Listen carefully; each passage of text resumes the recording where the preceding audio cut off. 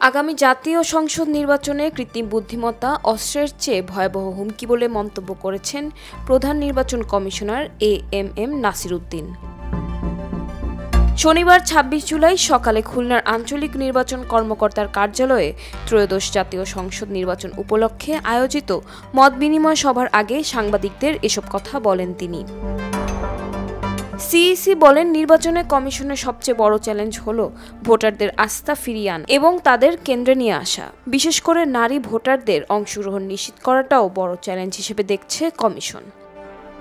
সেই সঙ্গে নির্বাচনকে প্রভাবিত করতে যে কোনো ধরনের প্রযুক্তি নির্ভর হস্তক্ষেপ রোধে আমরা সতর্ক। তিনি আরও বলেন, নির্বাচনের আগে সন্ত্রাস দমন এবং অবৈধ অস্ত্র উদ্ধার অভিযান চলবে। আমরা চাই স্বচ্ছ নির্বাচন, রাতের আধারে কোনো কার্যক্রম নয়, দিনের আলোতেই সবকিছু করতে চাই, যাতে করে স্বচ্ছতা নিশ্চিত করা যায়।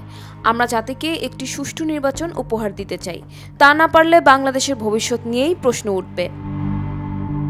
সভায় খুলনা বিভাগের অতিরিক্ত আঞ্চলিক নির্বাচন কর্মকর্তা, সিনিয়র জেলা ও উপজেলা নির্বাচন কর্মকর্তারা উপস্থিত ছিলেন। প্রধান অতিথি হিসেবে মতবিনিময় সভায় অংশ নেন প্রধান নির্বাচন কমিশনার।